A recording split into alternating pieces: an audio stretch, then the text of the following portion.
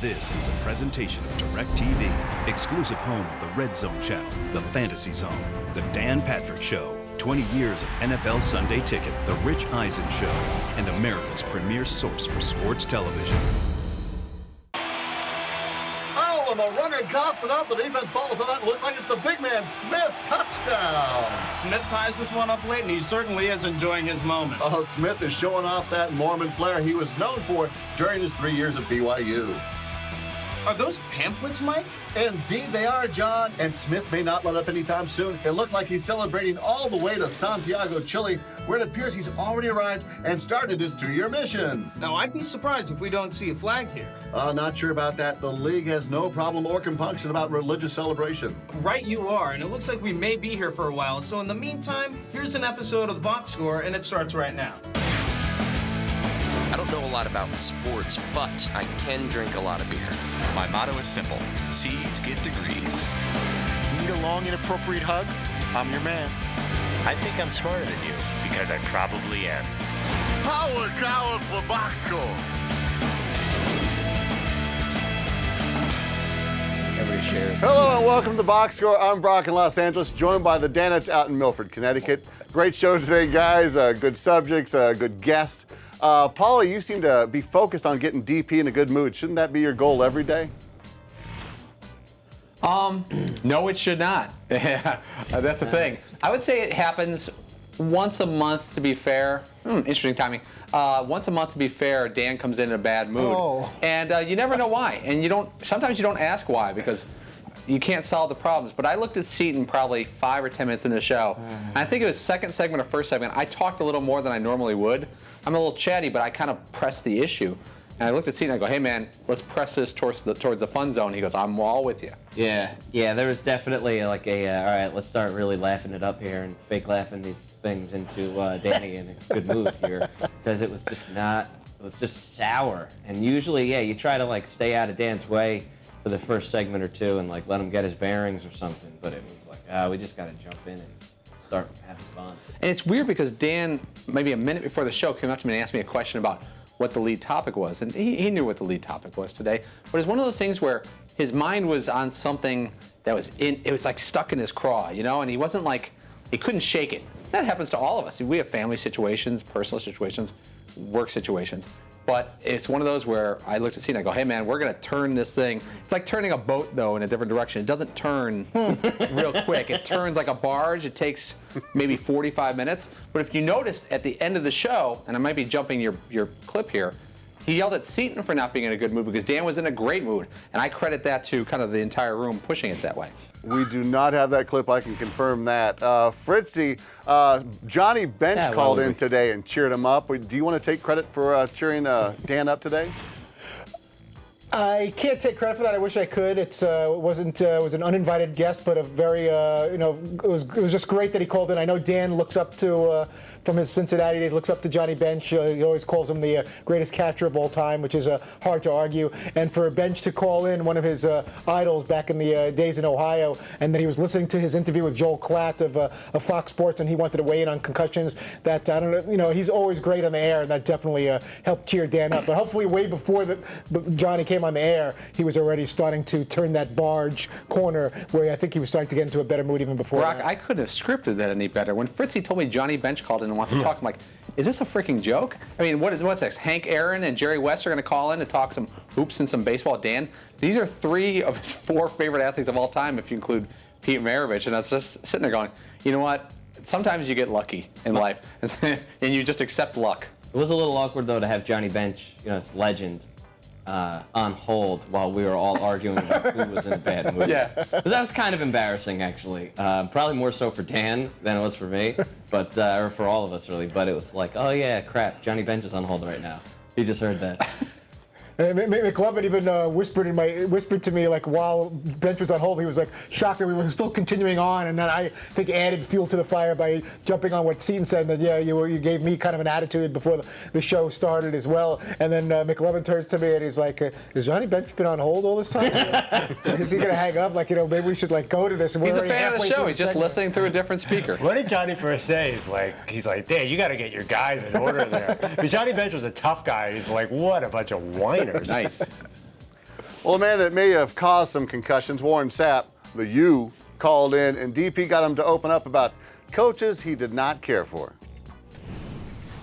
It was just one of those respect things, and I never got it from him. And when I walked into his office at the end of the year and told him what I thought of his team, he was like, I was like, what do you say? I said, you walked around this team all year long and say, do what we do. I said, what is that? He said, lose. I said, whoa. I said, I didn't expect that from you, but I said, let me explain this to you. I said, what we did in Tampa with your father, I said, we established a defensive presence, and that's why we say do what we do. Say, whenever you say that in front of your team again, at least know what that is.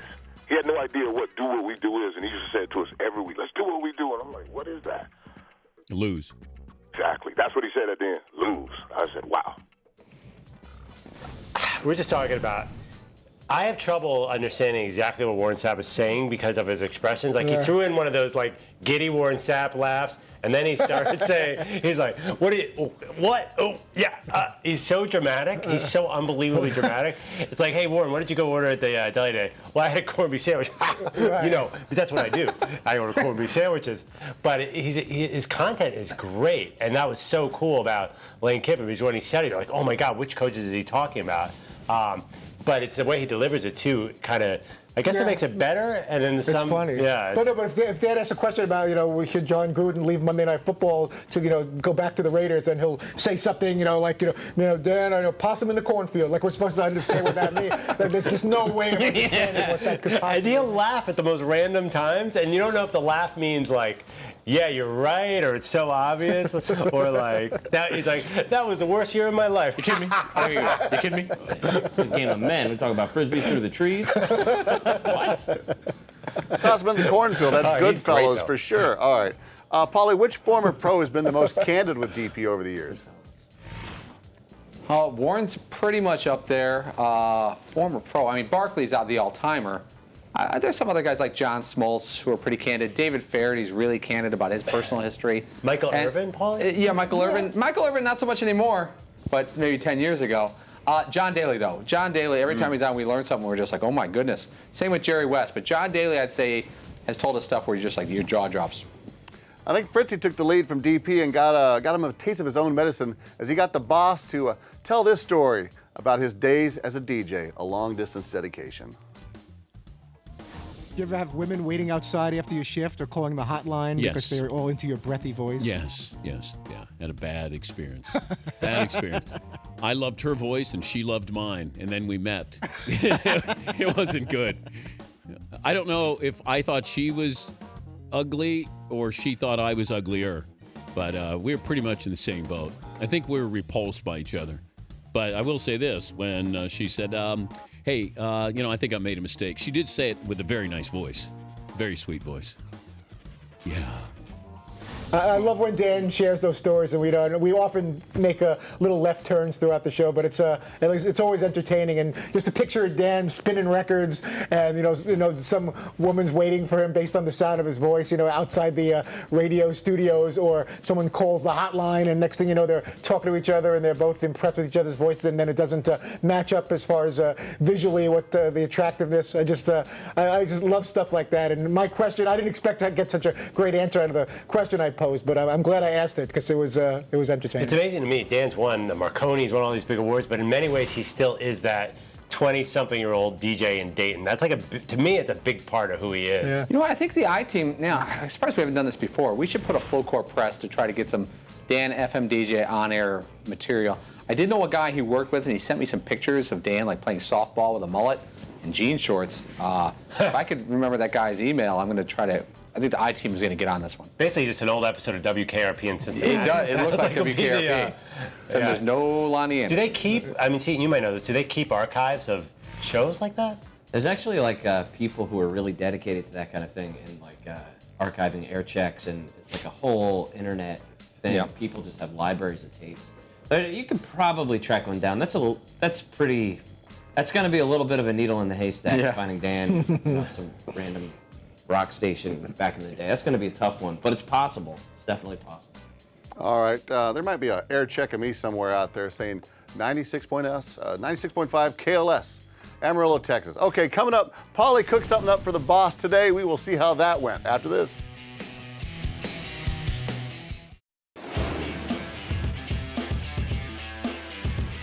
Welcome back to the Box Score. Paulie, it seems like you've come up with a new game every day this week. Are you up for a review?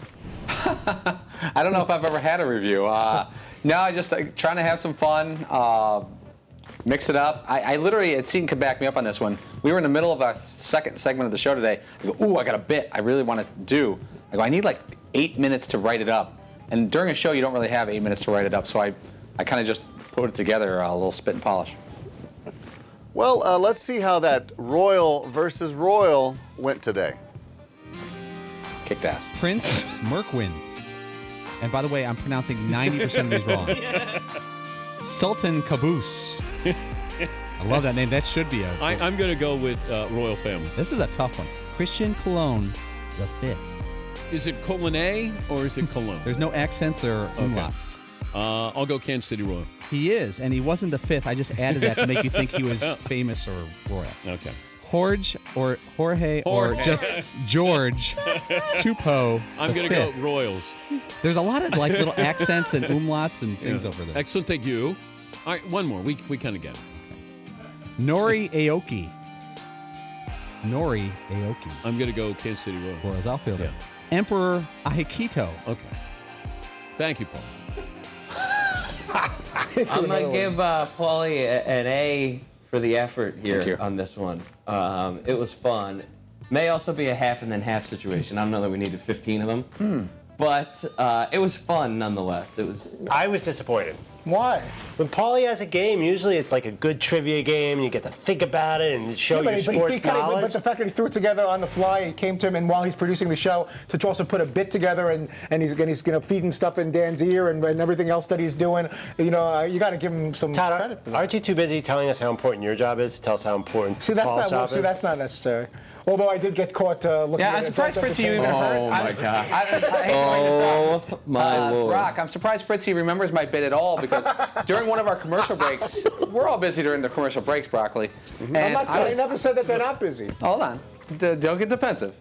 I was asking Seton and McLovin about a topic. They still won't and I tell go, me what Fritzy, the what do you question think? was. And he goes, I don't know what you guys are talking about, even though he's sitting right there. He was literally watching some type of sexual relations scene with two popular actresses, Sofia Vergara and Sharon Stone apparently have an interesting scene in a new movie coming out. Excuse me, Todd, that somehow he's got like some random, it's on YouTube, but it's filmed like with a cell phone of a screen watching this thing. And I was hitting a golf ball, and I just happened to look at Todd's screen and saw this happening graphically, and I was like, dude, what are you watching? Right. And I sort of spit that out and didn't really mean to call out Todd for watching, pornography while at work. And it really, once the cat's out of the bag there, you can't. There was no nudity or anything. There was a clean version. No. But the reason why I was looking is earlier in the show, I think it was during one of the breaks we were talking about. So you're saying there's a reason, you're saying there is a reason you were not doing your job and watching that. We were talking about what, if you could be in like one scene in a movie, what would that be? And I was thinking of, Rocky or Bad News Bears. This is a movie you haven't seen yet. It's not even out yet. Yeah. That you say that'd be your dream cameo of all time movies. Straight to video. Yeah, I may have Googled. I was thinking Wild Things with Neve Campbell and Denise. This makes a lot more sense because just to see what movie I'd want to be in. Another break, I was also back at the golf simulator, and I noticed Todd sort of going through his stuff and clicked very quickly off of another very interesting paused video. It's like, dude, what in the hell are you doing back there? And Andrew, are you okay? The good thing, though, our IT department, Alan, is buying a new car because he's fixing Fritzy's computer. I don't know why the screen keeps turning blue. Fritzy never realizes why his computer's all jacked up. It's really frustrating, the blue screen with the white letters and all Malware. Yeah, his nickname's Malware. Thought I had all the antivirus things all set up, but... You're pro-virus. Okay, yeah. Norton antivirus. Fritzy, I want to give you a heads up. There are like 11 cameras in there, so just maybe bring it down a notch. I know, I should know better. Okay, after this, it's Know Your Porn. No, it's Know Your Row.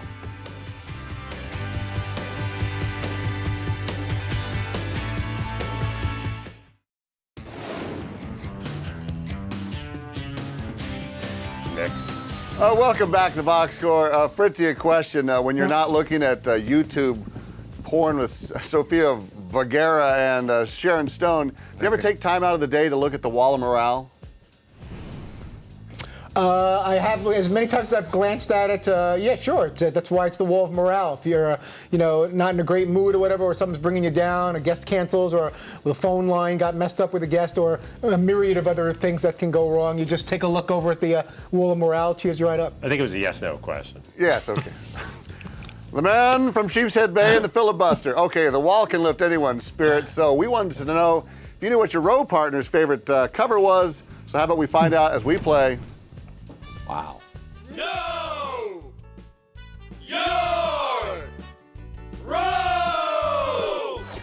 This is real tough. Are we cheating now? Let's begin in the front row. Seton, who did Paulie say was his favorite cover? Wow, why did you have to start with me? This is tough for Seton because for different days I pick different people. Oh boy, this is brutal. This is excruciating. Is it Marissa Miller? Oh. I know. Is it Brooklyn Decker? Or is it, who's this young lady? Tough choice, though. Veronica Varakova. I'm going to say it's... No, there's no way you remember that name. No. Wow. Veronica Varakova. Was it Veronica Varakova? Elle McPherson. Respect the legend. Oh, of course. I didn't even see her up there. She just blended in. Of course. Of course it's Elle McPherson. What was I thinking?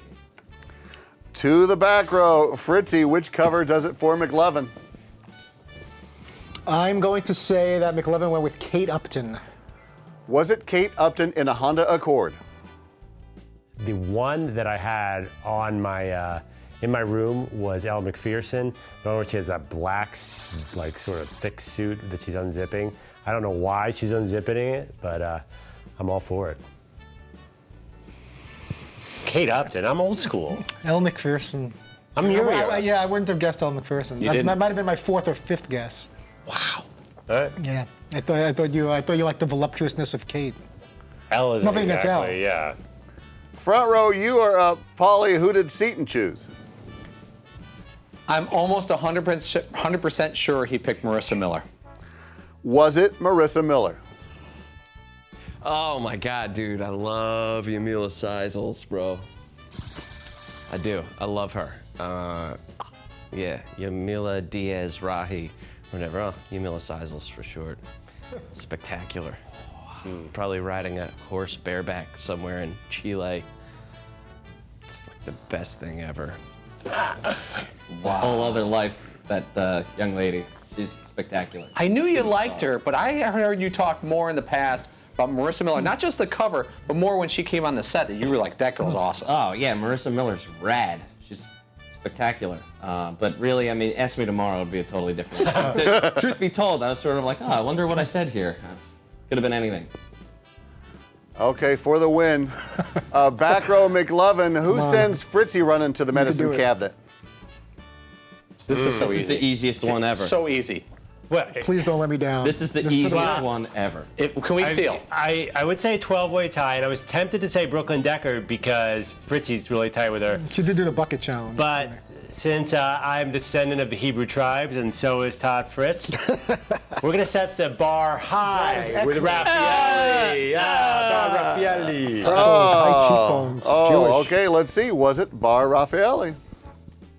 Favorite swimsuit model? You know what? I'm going to go Bar Raffaele. It's a tough choice, and there's some gorgeous ones there, and ones in some very interesting poses. But something about Bar, those high cheekbones and the cute little freckles, and she's got the whole Israeli thing going. So I'm going to go Bar.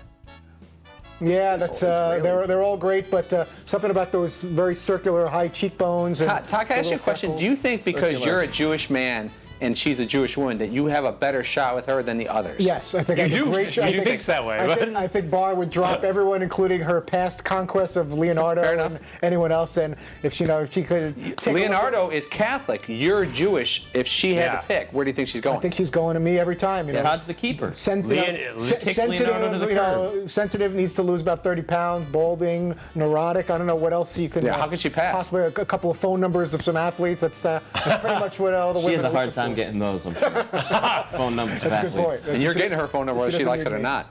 Yeah, Bar. Bar. Yeah. I'm going after that little nebbish boy. It's Todd Fritz. Congratulations to the back row. You win today.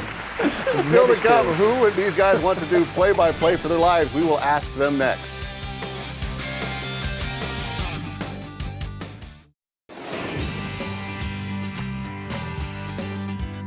Fritzy, who right through the wickets. that was a Buckner-like moment there. Return shot. No, it's off. It is off the right inner thigh. It is not a direct hit. Revenge time. First of all, it was a very soft hopper. Welcome back to the Box Score Last Call. Classic moment when Bob Costas called that game a flinch ball for you guys. Let's go to some tape after the Know Your Row victory, and maybe you guys can help us break this down. What happened here? The usual. Me not paying attention. I feel terrible that I didn't see that he was looking to be on the receiving end of a high five. I totally blew him off, and it was unintentional. I got to work on my peripheral vision or You something. have the coordination of a blind dance troupe. It was very awkward, and I feel bad. Even when you do see me, our high fives don't look No, great. they don't. Like we're at a bad angle. Why don't you try not? Like Pretend you just nailed something like, hey, Fritzy, you just said something great, and turn around to McLovin. Like, ready? You just said something great. Now turn to McLovin and high five him quick. There you go. It's awkward. We'll practice it. We'll work on that. I didn't mean to leave you See, hanging. you want to turn to your left, and I turn to my right. Todd's also a grabber. He's an up-top grabber. He's a hand grabber. Todd was sitting here on the left, and I was coming over from the right. We could meet over here. Yeah. Well, But it's McLovin, like, you're right-handed. You should defer to your right hand. Fritzy, you should come from the left and come with the right lefty, hand. though. There you go. Dad. Look at that. I prefer hugs anyway. It's just as awkward as the hugs can Let's be. just do a turn and give me a right-handed high five. Okay. All right. It's still kind of mixed. But let's say you preferred hugs. Just, Brock, spare me a moment. Okay. Let's say you had a great segment, Fritzy, and you want to then turn we're and hug gonna McLovin while sitting. Okay. Let's do it. Ready, go. All right, that's not bad. It's less he awkward just than high caressed five. I did caress his head. I do that to my kids. I love McLovin. He knows that. We're close. We are. We're buds. You don't know what goes on under the desk. Yeah, knowing what's on your computer screen, I don't want to know what goes on under the desk. Oh, dude, what a bad day. I think that's a great way to end Too the many show. cameras Bad in high here. fives and awkward hugs. So let's go to you, Fritzy. Please tell us who's on tomorrow. Rich Eisen. NFL, here goes Paul. He's ready to jump on this because we only have one guest listed. NFL Network host, soon to be part of the, not part of, the star of the Rich Eisen Show beginning Monday. Shameless plug following the Dan Patrick Show. Rich Eisen of the NFL Network joins us from Lambeau, Vikings-Packers Thursday night. Teddy Bridgewater. There you go. And we'll see what else we can add to that. Friday, Al Leiter and Peter King in studio in the New York City Man Cave. I'm talking about Friday because I want to take away from the fact that we just have Rich Eisen so far. Former Yankee. Seconds, at least. And I should throw it back to Brock before we run out of time. Let's go to you, Brock. We ran out of time. Okay, thanks for watching the Box Score. Set your DVR or tune in weekdays, 3 p.m. Eastern. We will be following the Rich Eisen show starting Monday. Or you can catch our podcast on iTunes and podcast1.com. Thanks for watching and go Royals. I don't know a lot about sports, but I can drink a lot of beer. My motto is simple. C's get degrees. Need a long, inappropriate hug?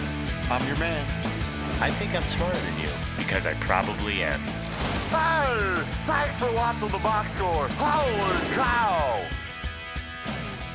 This was a presentation of DirecTV, exclusive home of the Red Zone channel, the Fantasy Zone, the Dan Patrick Show, 20 years of NFL Sunday Ticket, the Rich Eisen Show, and America's premier source for sports television.